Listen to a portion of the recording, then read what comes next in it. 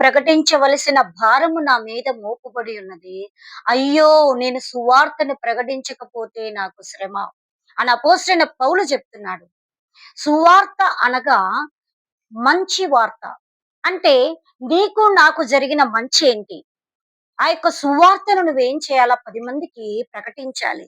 నీతో ఉన్న వారికి. ఎన్ని శ్రమలొచ్చినా, ఎన్ని ఇరుకులు ఏది వచ్చినా, నువ్వు యేసు ప్రభు గురించి, దేవుని గురించి 10 మందికి నువ్వేం చేయాలా? సువార్తను ప్రకటించాలి. ఇక్కడ అపోస్తలుడైన పౌలు అంటున్నాడు, "ఆ భారము నా మీద మోపబడి ఉన్నది. నేను సువార్తను ప్రకటించకపోతే నాకు శ్రమ." ఇప్పుడు ఒక డాక్టర్ దగ్గరికి మనం వెళ్ళినప్పుడు, మనకు మంచి జరిగితే 10 మందికి ఆ డాక్టర్ గురించి మనం చెప్తాం. ఈ డాక్టర్ దగ్గరికెళ్తే ఇలా ఉంటుంది. ఆ డాక్టర్ దగ్గరికెళ్తే బాగుంటుంది.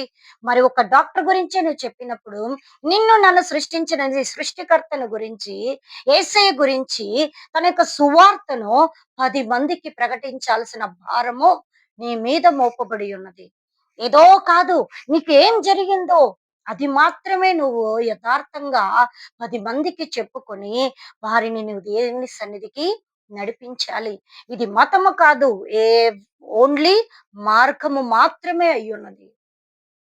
ఈ డాక్టర్ దగ్గరికెళ్తే నాకు సంపూర్ణ స్వస్థత వచ్చిందని ఎలాగ నువ్వు చెప్తావో, అలాగే ప్రభువైన యేసుక్రీస్తు వారి గురించి కూడా సువార్తను ప్రకటించు.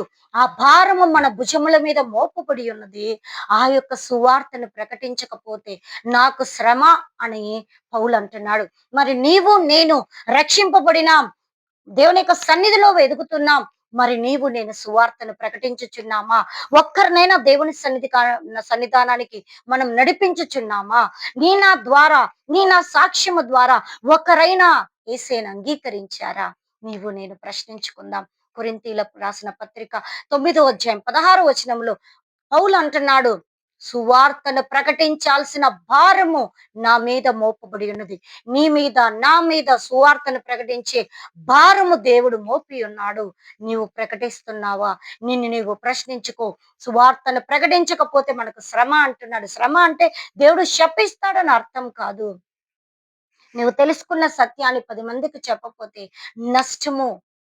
ఆ యొక్క ఈ దారి మంచిది కాదు. అక్కడికి వెళ్తే ముళ్ళుంటాయి అని నువ్వు 10 మందికి చెప్పకపోతే, ఆ దారిలో వెళ్ళిన వారు ముళ్ళలో చిక్కులుకుపోతారు. కాబట్టి ఆ మార్గాన్ని, సత్యమైన మార్గాన్ని 10 మందికి ప్రకటించు. దేవుని సన్నిధిలో ఆశీర్వదింపబడు. ఆమేన్.